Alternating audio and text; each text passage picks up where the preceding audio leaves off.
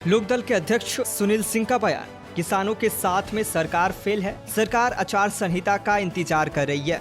लग रहा है किसान के लिए भारत पाकिस्तान का बॉर्डर बना दिया गया है। जयंत पहले भी भाजपा के साथ रह चुके हैं। यह बात लोकदल के अध्यक्ष सुनील सिंह ने अपने बयान में कहा। आगे उन्होंने कहा कि आप नाती जरूर हो सकते हैं लेकिन वारिस नहीं हो सकते हैं। चौधरी साहब की आपने तुलना मोदी से कर दी। चौधरी साहब की आइडियोलॉजी किसानों को आगे बढ़ाने की थी। किसानों के भविष्य पर संकट लाना चौधरी जी की आइडियोलॉजी नहीं है। इसके साथ ही आगे उन्होंने कहा कि जयंत जी आप जहां गए हैं वहां चौधरी जी की आइडियोलॉजी नहीं है। आज टाटा बिरला की जगह अडानी अंबानी आ गए हैं। हम लोग भी चाहते हैं कि चौधरी साहब को भारत रत्न मिले, लेकिन इसके एवज में सत्ता के साथ जाना सही नहीं है। इसके साथ ही उन्होंने आगे कहा कि आज इस माहौल में चौधरी साहब होते तो भारत रत्न लेने से मना कर देते। इसके साथ ही आगे उन्होंने कहा कि जयंत चौधरी साहब और लोकदल का नाम लेना बंद करें। सरकार किसानों को 6000 की खैरत नहीं, उनका हक दे। किसान उल्टा सरकार को 6000 रुपए दे सकता है। देश में अब चुनाव आयोग नहीं बचा है। ईवीएम पर सुनील सिंह ने उठाए सवाल। 5200 करोड़ रुपया इलेक्ट्रल बॉन्ड में भारतीय जनता पार्टी को मिला है। देश में सबसे पैसा 80% पैसा मिला है। आप घोषणा करिए किस किस ने दिया है। तो सुप्रीम कोर्ट ने भी कह दिया है। क्यों घोषणा नहीं कर रहे कि किस किस ने दिया है? क्यों इंतजार कर रहे हैं कि 13 मार्च को जब तारीख पड़ेगी उस पर एक तारीख ले ली जाएगी और चुनाव बीत जाएगा, नाम नहीं आएंगे शामिल? तो इस तरह से जो टाला जा रहा है, टालिए मत। आप बताइए किन किन उद्योगपतियों ने पैसा दिया? देश के सामने आना चाहिए, खुल के आना चाहिए। 5200 करोड़ रुपया किन किन का आया? और वो तो चेक में आया, कैश में कितना आया वो तो देश को पता ही नहीं है कहाँ क्या आ रहा है। तो आज देश में इलेक्टोरल बॉन्ड के नाम पर हो, ईवीएम के नाम पर तमाम लोग आज प्रश्न चिन्ह लगा रहे हैं। ईवीएम नहीं होना चाहिए। निश्चित रूप से लोगों का प्रश्न चिन्ह है। चुनाव आयोग के प्रति अगर कोई बात करता है तो ईवीएम की बजाय बैलेट पेपर से चुनाव हो ज्यादा अच्छा है।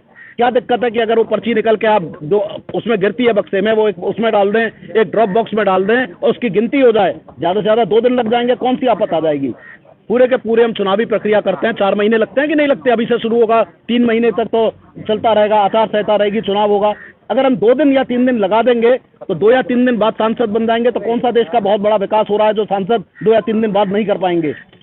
तो देश में अगर एक निष्पक्ष चुनाव की जरूरत है तो ईवीएम की अगर बात विपक्ष कर रहा है तो उसी ईवीएम से बैलेट पेपर से निकली पर्ची गिनी जाए और वो जो डाली जाए, जो वीवीपैट से पर्ची निकल रही है, उन्हीं की गिनती हो। इस बात की बात लोकदल भी करता है। जिस तरह चंडीगढ़ का चुनाव आया, जिस तरह सारे देश ने देखा कि चंडीगढ़ के चुनाव में सुप्रीम कोर्ट को हस्तक्षेप करना पड़ा, तो आज ईवीएम भी देश में जिस तरह से होना चाहिए निष्पक्ष नहीं है। ईवीएम में कहीं ना कहीं भारी छेड़छाड़ हो रही है। ये बातें तमाम तरह के लोगों ने कही है, समय समय पर कही है, कि इसमें कोई नई बात नहीं है। तो आज देश में निष्पक्ष चुनाव की जरूरत है। चुनाव आयोग भी खतरे में है। तो आज देश में जिस तरह से चौधरी साहब के नाम पर, भारत रत्न के नाम पर सत्ता का समझौता किया जा रहा है और जो चल रहा है, लोकदल आज भी चौधरी साहब की नीतियों के साथ, चौधरी साहब के सिद्धांतों के साथ आज भी खड़ा है और कहता है कि जो भी चौधरी साहब के ये तथाकथित उत्तराधिकारी हैं, ये जहां जाना चाहें जाएं, जहां राजनीति करना चाहें, लेकिन चौधरी साहब का खाली परिवार उनका ये परिवार नहीं है। चौधरी साहब के करोड़ों अरबों उत्तराधिकारी हैं जो देश में उनको मानते हैं, जो कहते हैं कि हम चौधरी साहब के बारे से। आज भी चौधरी साहब का नाम सब नेता लेते हैं। तो चौधरी साहब का नाम लेके इस तरह से बदनाम ना करें, लोकदल को बदनाम ना करें। हमारी ये मांग है जैन जी से, और जिस तरह से देश में चल रहा है इसको अच्छा करें। चौधरी साहब कभी नहीं चाहते थे मेरा परिवार राजनीति में आए। हम आप लोगों को ये भी बताना चाहेंगे कि चौधरी साहब ने कभी नहीं कहा था पड़ जाएगा। 1,75,000 करोड़ की बात कर रहे हैं। हो सकता है थोड़ा ज्यादा हो, क्योंकि कोई किसान एक ही फसल बोएगा। हर किसान अगर कोई उड़द नहीं बोएगा तो गेहूं बोएगा, धान बोएगा, कुछ ना कुछ बोएगा।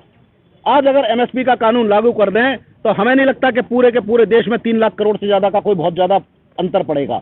और बदले में हम केंद्र की सरकार से कहते हैं कि आप ये फर्जी योजनाएं जो चला रहे हैं, 6000 रुपए किसान को बांट रहे हैं, इनको बंद कर दें।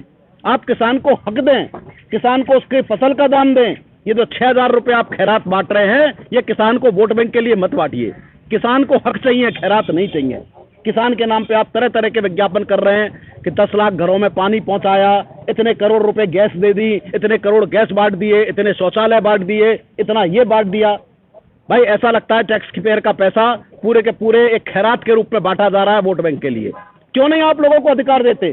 क्यों नहीं आप किसान को फसल का दाम देते, जिसकी बात किसान मांग रहा है कि मुझे फसल का दाम दे दो और महंगाई के हिसाब से फसल का दाम दे दो। मैं अपने लिए शौचालय भी बनवा लूंगा, मैं अपने लिए गैस भी खरीद लूंगा, मैं अपने लिए आवास भी बनवा लूंगा, और जरूरत पड़ेगी तो किसान गारंटी देता है कि मोदी जी आपकी सरकार को 6,000 रुपए साल, हम किसान की तरफ से गारंटी देते हैं कि देश का किसान आपको 6,000 रुपए साल देगा, आप किसान को एमएसपी का कानून लागू करके दो।